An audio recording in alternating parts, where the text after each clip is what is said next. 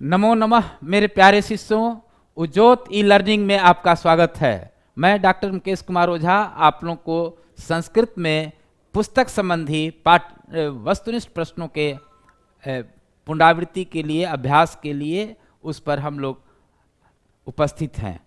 आप जानते हैं कि वस्तुनिष्ठ, कल भी मैं इसके पहले वाले भी वर्ग में मैं बोला था कि 50 वस्तुनिष्ठ आपको बनाना है और 100 वस्तुनिष्ठ रहते हैं। 50 वस्तुनिष्ठ आपको व्याकरण से रहता है और 50 वस्तुनिष्ठ पुस्तक से रहता है। यहाँ मेरा कहने का तात्पर्य है कि बहुत से ऐसे लड़के हैं जिनको व्याकरण में बहुत सी कठिनाइयाँ हैं। वो व्याकरण के प्रत्येक प्रश्नों के हल करने में अपने को कष्ट महसूस करते हैं। अगर वे पुस्तक के वस्तुनिष्ठ पर ध्यान दें और आद्योपांत ठीक से पुस्तकों का अध्ययन करें तो 50 वस्तुनिष्ठ उनको पुस्तक से ही आ जाएगा।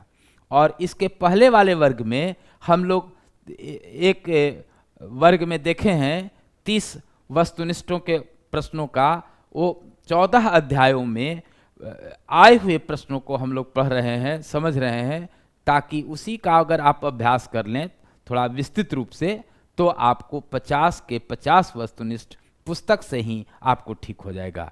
और पुस्तक को ठीक करने में आपको क्या है समस्या, क्या सुविधा है? समस्या नहीं अपितु सुविधा है कि आप अगर एक एक अध्यायों को ठीक से अगर पढ़ लेते हैं तो सभी वस्तुनिष्ठ प्रश्नों का उत्तर आप सही ढंग से दे सकते हैं। तो आए हम लोग और कुछ वस्तुनिष्ठ प्रश्नों का अध्ययन करें, अभ्यास करें, जिससे आपको अंक में वृद्धि हो। ठीक है मेरे प्यारे शिष्यों, आए हम लोग कुछ वस्तुनिष्ठ प्रश्नों को देखें, पुस्तक पर आधारित वस्तुनिष्ठ प्रश्नों को। पहला इसमें आज मैं शुरू कर रहा हूं पाटलिपुत्र की धरती, जो ज्ञान की धरती थी, जहां पर प्राचीन काल में विद्वान लोग रहते थे और संस्कृत में लोग यहाँ परस्पर बोलते थे।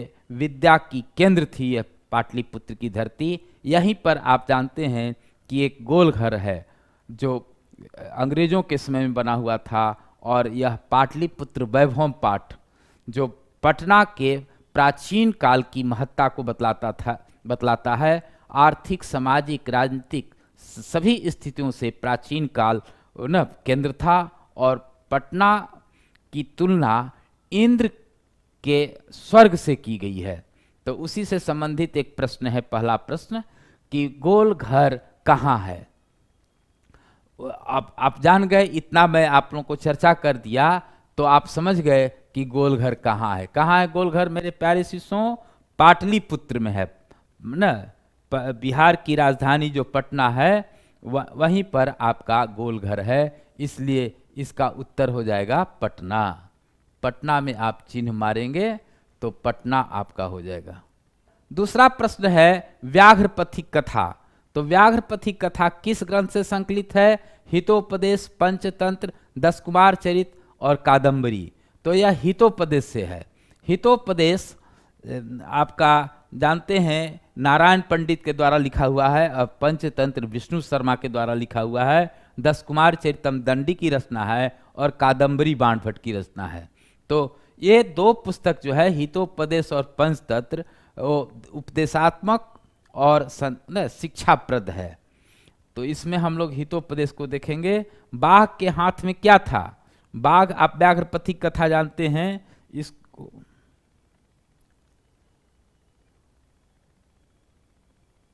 व्याघ्रपथी कथा में हम देखते हैं कि बाघ के हाथ में पत्थर, जल, कुश और बेलपत्र। तो कुश था, बाघ के हाथ में क्या था? कुश। इसके बाद व्याघ्रपथी कथा से ही एक और प्रश्न है कि व्याघ्रपथी कथा में कथा कुत्र तौ कंकणम, किसका कथन है? बाघ का, पथिक का, लेखक का और अर्जुन का। तो इसमें जानते हैं प्रश्न करता है बाघ, जब उसको फंसाने की कोशिश करता है और कहता है कि मैं चाहता हूं कि सोने के कंगन को दे दूं। उस पर पथिक कहता है कि केवल बोलते हो, दिखाओ, तुम्हारे पास है कंगन? तो वही कहता है कुत्र तौ कंकणम, तुम्हारा कंगन कहाँ है? ये किसका उक्ति है? पथिक का उक्ति है। पथिक इस बात को बोलता है। इसके बाद हम लोग जो आगे पढ़ रहे हैं, आप जानते हैं अलस कथा पाठ किस ग्रंथ से संकलित है। तो अलस कथा पाठ आपका है पुरुष परीक्षा से है, और पुरुष परीक्षा के रचयिता हैं विद्यापति, जिस आप जानते हैं विद्यापति को मैथिल कोकिल कहा जाता है। मैथिली भाषा के कोयल हैं विद्यापति, और विद्यापति जो हैं गंगा के प्रति उनका अगाध लगाव था। कहते हैं न, बड़ सुख सार पावल तू तीरे, हे माँ गंगे, जब मैं आपके तट पर आता हूँ तो अद्भुत सुख की हमें प्राप्ति होती है। आप लोग इस बात को जानते होंगे। बहुत सुंदर। थोड़ा आप लोगों को उस पाठ के अंतर्गत भी बता देते हैं। अलस कथा कैसी कथा है? मानिए कि कथा आप जानते हैं कोई व्यंग्यात्मक होता है, कोई भावात्मक होता है, कोई विचारात्मक होता है। तो यह किस प्रकार की कथा है? बाल कथा है कि धार्मिक कथा है कि हास्य कथा है कि व्यंग्यात्मक कथा है? यह अलस कथा जो है व्यंग्यात्मक कथा है। आलसियों के बारे में इसमें बताया गया है। बहुत से लोग होते हैं लिखे रहते हैं आलस्य ही मनुष्य का सबसे बड़ा शत्रु है, और आराम से सोए रहते हैं। जब पूछा जाता है कि आप लिखे हुए हैं और आराम कर रहे हैं, तो हम लोग कहते हैं कि अच्छा ये तो दूसरों के लिए मैं लिखा हूँ।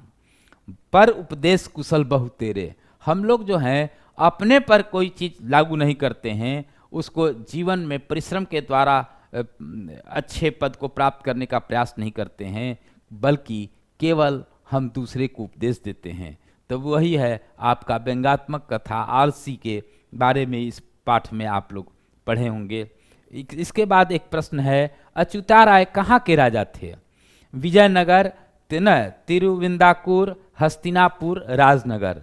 तो आप इस पाठ को पढ़ेंगे। अच्युता राय जो थे वो विजयनगर के राजा थे।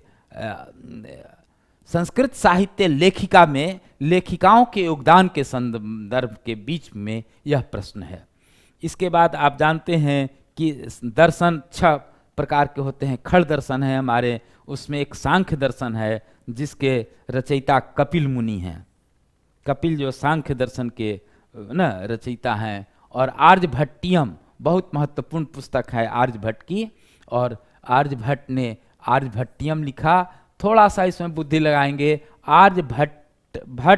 भट्टियम है तो भट्टियम आर्यभट्टियम आर्यभट्ट की ही रचना होगी। यह आपका शास्त्राकार पाठ आप पढ़ेंगे। नाटक 2 पाठ है आपका, न कर्णस्य दानवीरता और शास्त्रकारा। तो शास्त्रकारा में आपको भारतीय वैज्ञानिकों की विस्तृत रूप से चर्चा की गई है, तो उसी में आपका है आर्यभट्ट। वेदांत दर्शन के प्रवर्तक कौन हैं? तो वेदांत दर्शन के प्रवर्तक आपके बादरायण मुनि हैं, बादरायण ऋषि हैं। ये आपको शास्त्रकारा पाठ से भी संबंधित है। अशांति के निवारण का उपाय किस पाठ में वर्णित है? आप जानते हैं देश में शांति अशांति है, बहुत सी ना देश अभी उथल पुथल है, और भारत ही नहीं बल्कि विश्व में अशांति फैला हुआ है। तो उसका कहता है कि उसको अशांति से हम बच कैसे सकते हैं, किस तरह से अशांति के निवारण का उपाय, बल्कि अशांति के निवारण का उपाय किस पाठ में है? तो पाठ का नाम आप जानते हैं, तो वही विश्व शांति करके पाठ है। उसी में ना शांति के निवारण और शांति क्यों व्याप्त है उसकी विस्तृत रूप से व्याख्या की गई है उस पाठ में। उसके बाद आप एक प्रश्न देखिए, 16वां प्रश्न है, किससे असहिष्णुता जन्म लेती है? असहिष्णुता, आज लोग कहता हम असहिष्णु होते जा रहे हैं धीरे धीरे। पाश्चात्य संस्कृति के कारण हम में असहिष्णुता आ रही है। क्यों? क्योंकि हम वेद, पुराण, उपनिषद, रामायण, महाभारत का अध्ययन नहीं करते हैं। हमारी पुस्तकें जो होती हैं वह मानव कल्याण पर आधारित होती हैं, और अपने हम संस्कृति और संस्कार जो विश्व की उच्च कोटि है, जिसके आधार पर हम विश्व गुरु थे। और आप जानकर आपको आश्चर्य होगा कि जर्मनी, फ्रांस, अमेरिका, बहुत से देश हैं जहाँ पर संस्कृत को अनिवार्य कर दिया गया है और संस्कृत भाषा की महत्ता स्वीकार कर ली गई है, क्योंकि संस्कृत में सब कुछ है और सभी चीज़ें संस्कृत में है। और इसीलिए वही कहता है कि किससे असहिष्णुता जन्म लेती है, तो कहता है द्वेष के कारण, द्वेष ईर्ष्या और रहती है ना, उसी के कारण असहिष्णुता का जन्म होता है। आगे हम बढ़ें और कुछ और वस्तुनिष्ठ प्रश्नों का हम पुस्तक संबंधी अभ्यास करें। तो एक प्रश्न है आपका, परपीड़न के से क्या होता है? तो परपीड़न माने हम जब दूसरों को सताएंगे, दूसरे को कष्ट देंगे, तो एक जानिए आत्मसम्मान तो कभी नहीं होगा, आत्मोद्धार भी नहीं होगा, आत्मोन्नति भी नहीं होगी, अर्थात आत्म का नाश होगा। अगर आप दूसरे को कष्ट देंगे, इससे आपकी आत्मा नष्ट होगी, आपको कष्ट होगा। और कहता है लोभ के दुष्परिणाम का वर्णन किस पाठ में है? तो आप जानते हैं लोभा पापस्य कारणम, लोभ पाप का कारण है, और लोभ पर ही आधारित है व्याघ्र पथिक कथा। बाघ किस तरह से न कंगन दिखाकर तालाब में पथिक को प्रवेश कराकर उसको पकड़कर मारकर खा जाता है, और वह पथिक न सोचता है कि सोने का कंगन मिल जाता तो कितना अच्छा होता। इस प्रकार से हम देखते हैं कि लोभ के दुष्परिणाम का वर्णन व्याघ्र पथिक कथा में विस्तृत रूप से वर्णन है। इसके बाद एक और हम लोग प्रश्न देखें, हितोपदेश कैसा ग्रंथ है? धार्मिक ग्रंथ है, बाल कथा ग्रंथ है, वैज्ञानिक कथा ग्रंथ है, या व्यंग कथा है? तो हितोपदेश जो है वह आपका बाल कथा ग्रंथ है ना, बालकों की छोटी छोटी कहानियां उसमें है, और है ना इसमें बताया गया है।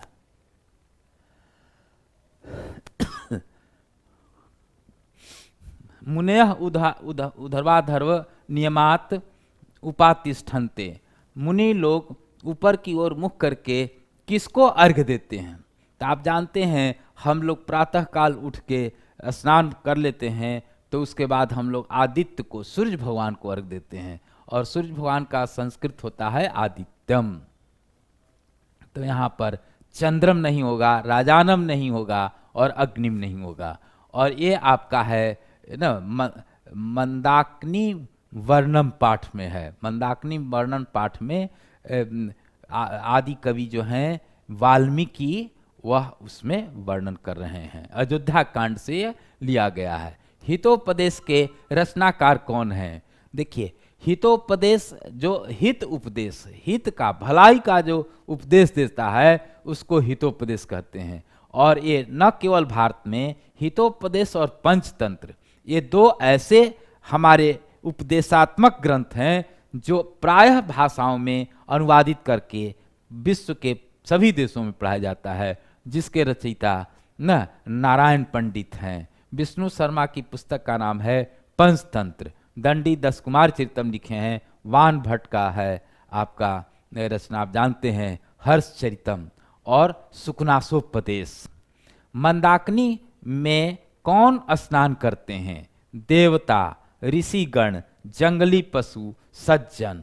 आप पाठ न इस पाठ को जब पढ़ेंगे तो पता चलेगा कि ऋषिगण न मंदाकिनी नदी में स्नान करते हैं। आप जानते हैं मंदाकिनी गंगा को कहा जाता है, गंगा नदी को मंदाकिनी कहा जाता है। मंदाकिनी वर्णम पाठ में राम किसको मंदाकिनी नदी दिखा रहे हैं? आप जानते हैं जब न सीता को दिखा रहे हैं, जा रहे हैं तो सीता को दिखा रहे हैं चित्रकूट में मंदाकिनी का वर्णन, जब उनको अयोध्या से वे जंगल की ओर रवाना होते हैं, उस समय मंदाकिनी का दर्शन सीता को करा रहे हैं। मंगलम पाठ जो आपका पद भाग है, उसमें ये मंगलम पाठ जो है ये उपनिषद से सभी 5 पद लिए गए हैं, और इसमें आप जानते हैं 33 उपनिषद है, कठोपनिषद है, श्वेताश्वरी उपनिषद है, और उपनिषदों की संख्या 108 है। और उपनिषद जो हैं वो न दर्शन पर आधारित तार्किक रूप से पाठ है। उसी में न पूछता है कि मंगलम पाठ में कुल कितने पद हैं, तो आपको मैं बता दिया 5 पद हैं, 7 दिया है, 11 दिया है, 10 ये शुद्ध हैं। स्वामी दयानंद के गुरु का क्या नाम था? देखिए, गुरु के बिना ज्ञान नहीं होता है, इसलिए कहा गया है कि गुरु गोविंद दो खड़े काके लागू पांव, बलिहारी गुरु आपने गोविंद दियो बताए। तो गुरु की महत्ता है, और गुरु के प्रति श्रद्धा भाव रखनी चाहिए, और गुरु के बिना ज्ञान संभव नहीं है। उसी प्रकार स्वामी दयानंद के गुरु जो थे वो बिरजानंद थे, है ना, बिरजानंद उनका नाम था। और स्वामी विवेकानंद के गुरु का नाम था रामकृष्ण परमहंस। काव्य मीमांसा बहुत ना संस्कृत साहित्य की अच्छी पुस्तक है, जिसके लेखक हैं ना राजशेखर हैं। राजशेखर ने ना काव्य मीमांसा लिखी, पाणिनि ने अष्टाध्यायी लिखी। और आप जानते हैं स्वामी दयानंद की शिक्षा किस भाषा से आरंभ हुई थी? संस्कृत भाषा से आरंभ हुई थी।